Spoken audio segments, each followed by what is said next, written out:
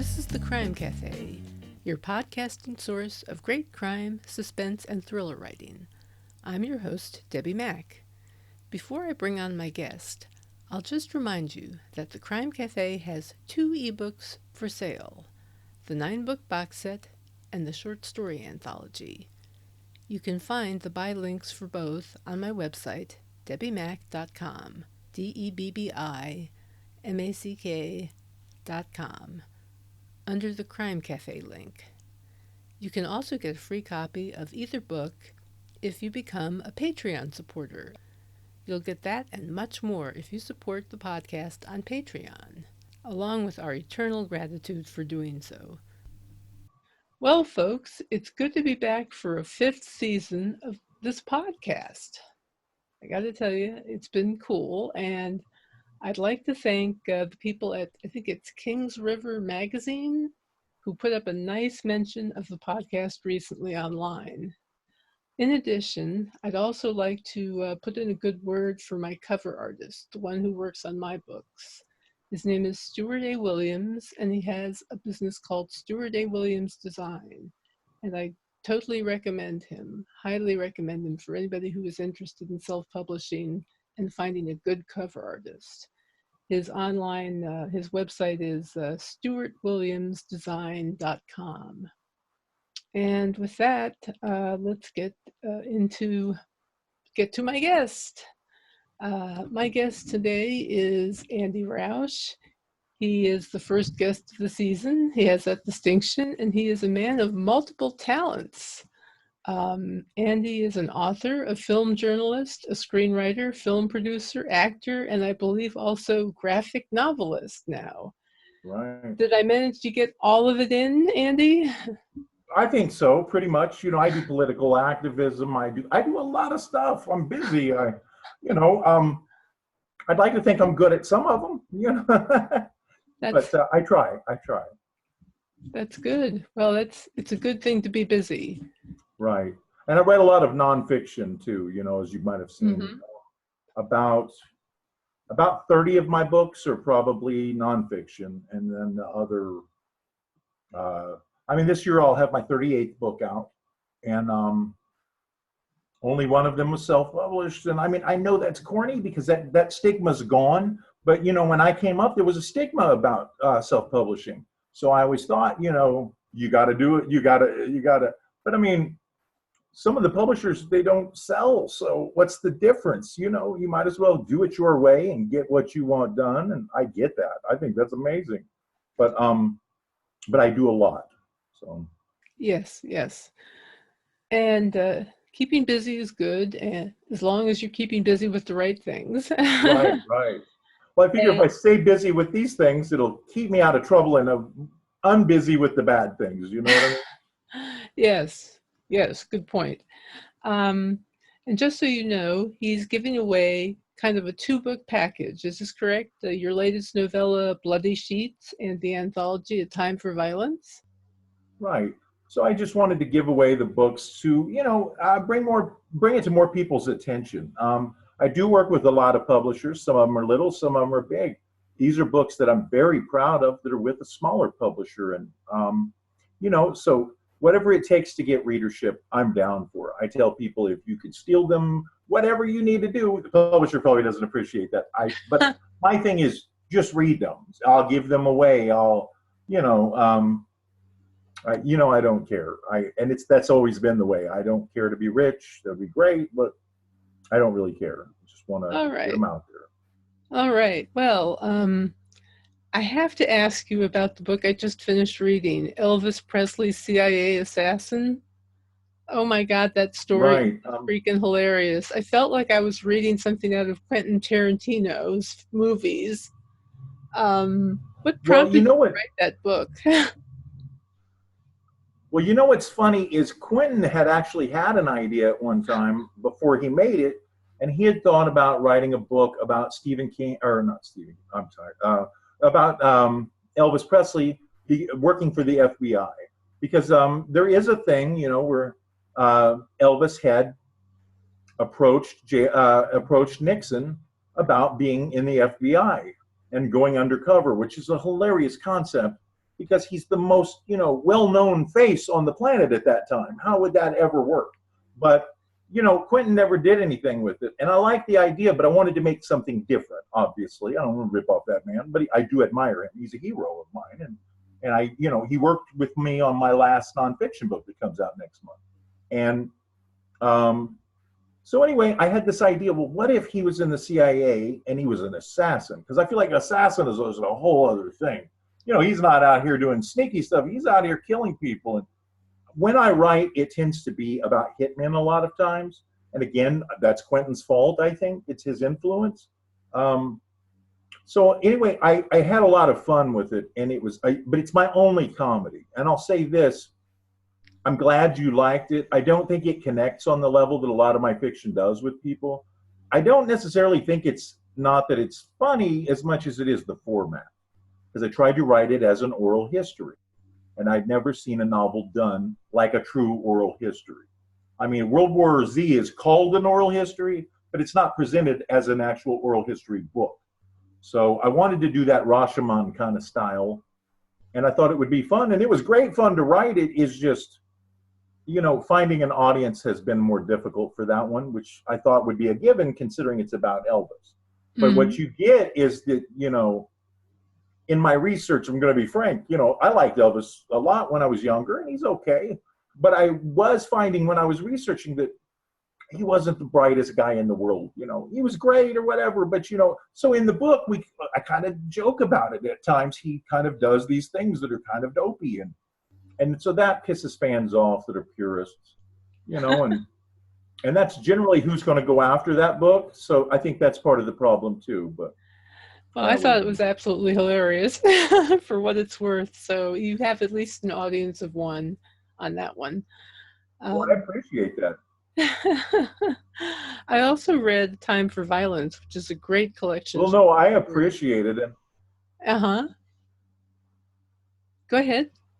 Good. Oh, no, I was just going to say comedy I think I can do, but I think I do better when it's not a whole comedy. Like there's comedy in all of my work, but it tends to be, I think, work better when it is done within really serious scenes come with comedy, and people will laugh and say, I laughed till I cried or whatever. I blew out my drink or whatever, and I think that's more my style. Like, I wanted to be a comedian when I was younger. It was not in the cards for me. I can be funny, but not consistently funny. And I think I have to pick my spots, because the only two comedies I've done, one was a novel, and it was Elvis. And I think it's funny, but again, my sense of humor isn't everybody's sense of humor. I don't have always that broad sense of humor, and that's what a lot of people tend to go to. And the other thing I wrote that was a comedy was the movie Dahmer versus Gacy, which is not a very good movie, and I have to take a lot of the blame for it. I like it. I don't care. But when you go on Netflix, there are a lot of bad reviews. Wow. So, yeah, I know. Well, but it got out there. We had a movie that had good distribution. I wrote it. I'm proud of it. And it was meant to be a $500 movie. And then we got a $50,000 budget, and I wasn't responsible for shooting it, So they did things in a way that sometimes I wouldn't have done. And they added scenes that I didn't write, and then I feel like, damn it, I get credit, or not credit, but I get blamed for some of it. But, I'm proud that it's out there, and hopefully the next one will be, better. That's a heck of an achievement, no matter what kind of movie it is, I think.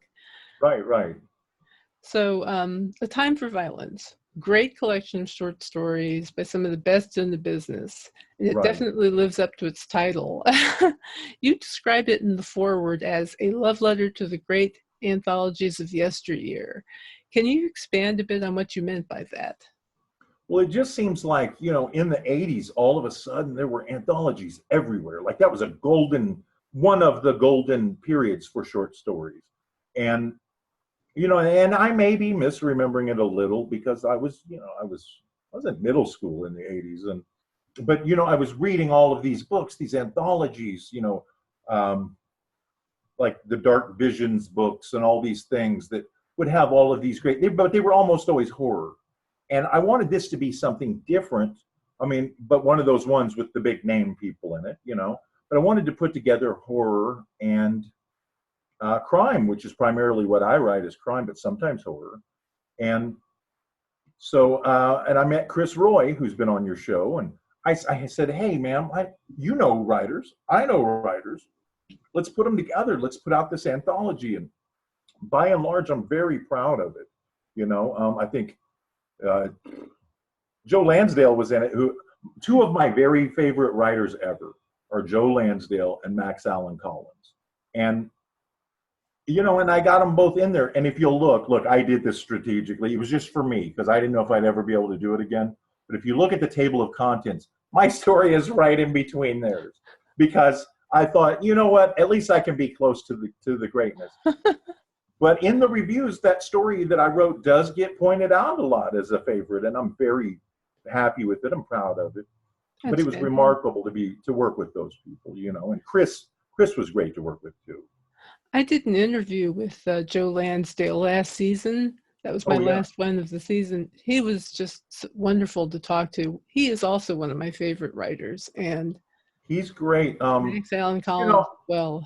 I'd love to say that, like, you know, I mean, I've done some work with both of them on small levels. I'm doing, and I love Lansdale. But I'm doing a book on Lansdale with a guy named Mark Slade, who's also in the anthology. We're doing a book for the University Press of Mississippi, which is a collection of interviews with Lansdale throughout his career. And so that's been fun, and Joe's worked with me on that. And I've got to have dinner with Joe. That was amazing. And, you know, he's a cool guy. And Max, I haven't really gotten to know him. He's doesn't seem like a get to know kind of guy, but we've corresponded over the years, and he wrote an intro for a book I did on movies one time, way back like 15 years ago. And yeah, these people are all great, you know. See, that's another thing. You write movie journalism, and right. I've always wanted to be a film reviewer. So how did you get into that?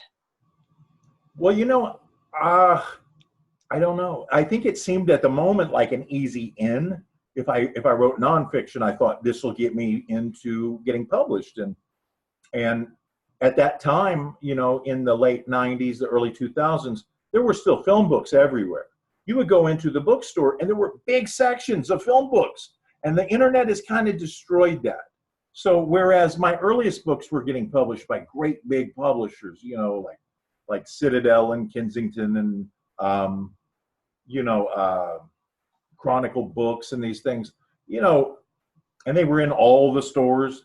Like now, there are more niche publishers that do a lot of those. And so I do a lot of them with a smaller publisher called Bear Manor Media, which is very nice, very good to me, always treated me great.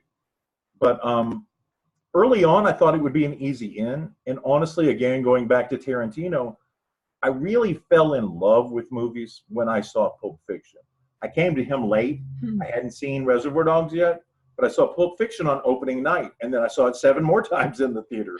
And that, to this day, is my favorite movie. And so it does influence my stuff, but I try not to, you know, I do want to expand. I don't want to just be be thought of as a Tarantino ripoff, because a lot of things say Tarantino-esque about my stuff, and I admire that, and that's great. And he is a hero in the same way that Elmore Leonard and Lansdale and Stephen King. But, you know, I want to be something, I want to be the Andy-esque, you know, Andy Rausch-esque. That's what I want to be, so. Well, that's totally appropriate. Every author wants to be themselves. Right. You know, you're not going to be a rip-off of somebody else. You don't want to be that. Right, no. Let's see, your novella, Bloody Sheets, in your words, is a revenge story. Right. I noticed it touches on racism in the Deep South. Can you talk about what inspired you to write that? Well, 2 things. I've always said that revenge stories are sort of my bread and butter for whatever reason. You know, and I'm a nice guy, I promise. Like, I don't go out and I don't kill people. But for some reason, I really like to write those stories. And those kind of movies have always resonated with me. Movies like Man on Fire was a big one for me, the Denzel Washington you know, Tony Scott movie. You know, there's an old 70s movie that I wouldn't have known about if Tarantino hadn't talked about it, called Rolling Thunder. And one of my books had a blurb by one of the guys that wrote Rolling Thunder, Haywood Gould. But I don't know, I've always liked those kind of stories. So that's one. But then two, racial issues have always been very important to me. Without trying to be like the dad from Get Out, the ridiculously white guy that's trying to, be the proper, I for whatever reason, to be honest, as corny as it's going to sound, I've always related better with the Black community than I have with the white community. When I was a kid, when I was in high school, most of my friends were Black. I was a rapper for a lot of years, honestly, and almost made it there until I had a performance in Kansas City with the rapper Tech-9, who's gotten really big. He's the biggest thing ever came out of Kansas City. Well, anyway, we were on a compilation album together, and it was the first time I'd ever performed live. And I didn't know I was going to perform until 5 minutes before. So I'm nervous, and I go up, and I went on after Tech-9, who everybody was really there to see. It wasn't like I opened for him. I went up after him, and even then, he was a big thing there. And to make it more intimidating, I mean, it's just a fact. I was literally the only white guy in the whole room. And so it's intimidating. It is, in the same way that I'm sure it was intimidating for Charlie Pride, when he would get up on stage and sing country to a crowd of all white people. And, so I wanted to do my best. I wanted to impress those people. But the thing was, I already had this strike against me that I went up after the person that everybody wanted to see. I was not going to compare to him. And so I get up there and I have this 8 Mile moment where I blanked out. And I couldn't remember the words to my own song. So I just kind of stood there, and I don't know. I just know that it went really badly. And when I got done, I realized I'm never going to be able to do this because I get scared in front of audiences. I've gotten a little better about audiences, but I don't rap anymore. But I did that for a lot of years, and I had some successes. I was on a national radio show. Chuck D from Public Enemy had me on his radio show, and I was in some rap magazines. And so it's like, I found a thing that I was okay at, but I wanted to find something I was really good at, and I think that's this. Well, that's cool. See, it's experiences like that shape us and make us what we are. Right. As awesome and capable as we are.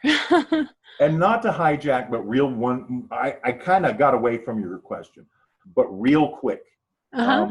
Racial issues are very important to me. I think they're as prevalent now as they've ever been, other than, we don't have slavery, but we have forms of slavery. We definitely, the correctional institution has an overwhelming number of African Americans that are not there because African Americans are overwhelmingly bad. Our system is fucked up.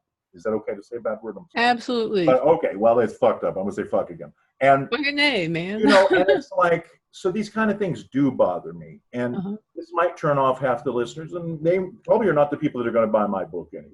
But you know what? Like Charlottesville, when the moment that Heather Heyer got run over, I was already really upset about this. And I'm not going to go into the political aspects of it, but just, all of that shit, it's these people think it's okay now to come back out and say those things that they thought all along, but they were at least keeping their mouths shut. And I feel like those stories that we're hearing, like Emmett Till, who the book's dedicated to, and these people from way back, I feel like those things are as relevant today as they've ever been.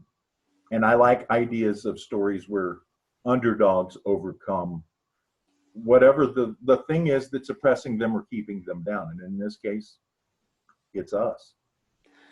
Well, that's good. Yeah, I mean that's really great, because you're so right that it's as relevant today as ever, if not more so than ever. I mean, right. Well, I won't go into it. I know. We can't. We don't want to go that. We don't want to go that route. Right. So by the way, so this is my Colin Kaepernick hat. So this will tie right in with the theme. So the half of the audience that already doesn't like what I'm saying, that'll probably just really piss them off. But that's okay. It's okay. Well, it's okay. Yeah. You have to be who you are. Right. It's called integrity, people. Right. Let's see. I think I asked about that already, so I won't ask that. You've also written screenplays. I'm really impressed by that, and Thank you. I also write screenplays, and I know that it's harder than it looks. Well, we just wrote a screenplay for Bloody Sheets. I don't know if you knew that, but Really? it got optioned. It got optioned by a production company. I can't go much into it right now. It's Elvis had been optioned before too. So this is Huh. my second thing to get optioned. Elvis never got made, but the checks did clear, and that's cool. Somebody said a long time ago, and I don't remember if it was Stephen King or who it was, that the best case scenario is that they option your book and it never gets made, and so nobody can fuck up your story and you get the money anyway. But I mean, I'd like to see this get made, and there are some big names being bandied about. We'll see if it happens. I don't know, but my check's cleared. That's fantastic. Thank you. Um, how do you balance your screenwriting time versus your book writing time? Do you devote a day to one versus the others? Schedule it? I don't really do much screenwriting anymore. Like, I only did this because I wanted to be able to control my own material. And I wrote it with a guy named David Hayes, who it's kind of funny because the movies that we're known for aren't particularly good. And here we're doing this, um, this more, I don't want to say artsy, but this more very cerebral, serious piece. And and it was important material, and we treated it as such. But both of us were known in the film world for schlock. I mean, the movies that I had worked on, you know, Dahmer versus Gacy was the primary one that I wrote, and the big one that he wrote was one that just came out that was based on a graphic novel he had written called Rotten Tail, which is about this sort of mutant rabbit man that kills people. And I mean, they're fun, and they're B movies or Z movies, you know, whatever you want to call them. But you know, so it's funny that, you know, but how do I balance it? Is I just it's hard to balance anything because I've always got 8 or 9 projects going on. My therapist says it's because I'm bipolar, but I don't know. I mean, I know I'm bipolar, but I don't know if that's the reason. I do a Hmm. lot. I do too much. Well, I know that feeling. Do you have any advice for anyone who's interested in doing any of the things you've done? Just go do them. I know that sounds so basic, but you know what? There's no instant way in. You just keep fighting and you fight and you fight. And you know what? I mean, I'd like to think that I'm better than mediocre. It's up for interpretation. But I'll say this: passion can get a mediocre person in the door. I'm not saying I'm that person because I have busted my ass for 25 years doing this. But you know, and yeah, a lot of it is who you know, and it's the right place and it's the right time. But passion, and you have to write every day. I mean, you can't, you know, I'm going to write a page every 3 weeks. Well, you're not going to probably be very good. You just have to keep working at it, whatever it is. And I also have balls, you know, and I mean, I don't mean, you know, I know you technically don't have balls, but I'm saying have the audacity to approach the people and to say the things. And it's funny because now I'm on the other end of that where I'm not huge, but I do some things that are fairly big. And I have those people come to me now the way that I used to go to those authors. And I realized I was probably a little bit of a pain in the ass, but you know what? The most they can do is say no. And sometimes, you know, and I had met a writer named Stephen Spignesi who's in this anthology. And he had written a big book for Bantam, a big novel called Dialogues, which was an incredible novel. It's his only novel, and it was in the early 2000s. But he's written like 70 books. He had written books on Stephen King, as I have. And anyway, he became my mentor very early on. And that was a big help. And I will say, you know, I guess that's common sense, or should be common sense. But if you can find somebody that has knowledge and that has experience, you know, you don't have to exploit it, but you know, you can pick their brain a little at the very least, you know, and Hmm. without Steve Spignesi, I don't think I would have accomplished the things that I've accomplished. I know about the importance of mentors and having people who Right. look at your work and give you impartial evaluation, that kind Right. of thing, and guidance. Very important. To a person who has never read your work but might be interested, how would you describe your writing? Extreme. It's a lot of times it's extreme. A lot of it's more extreme than Bloody Sheets. I mean, the book I just finished will be my 38th book when it gets published, and it is it's my first. I want to say it's kind of horror thriller, and it was dark. I mean, it was so dark it made me cry sometimes, and I've never had that. But I would say that expect extreme language, expect violence, consequences. People always want happy endings. Not all of my books have happy endings. That's not real life. Real life doesn't always have happy endings. And I try to keep it very minimalist. I won't have 3 pages describing what the room looks like. And some people can do that. Stephen King will, I think, over-describe, but he literally is a writing god. Like, I would write, he could write about anything. He could write about this conversation, the boring shit I'm telling you, and he could make it amazing. It would be a huge hit. That man can write anything. So some people can do it, but it's like, and I'll read it.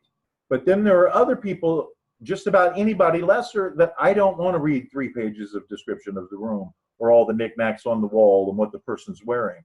I learned from Elmore Leonard, who really is my favorite author, that you don't have to do that. You don't have to not describe anything, obviously, but I mean, if you talk about a person and you can describe a lot of what's going on through the dialogue, and I think that's very important.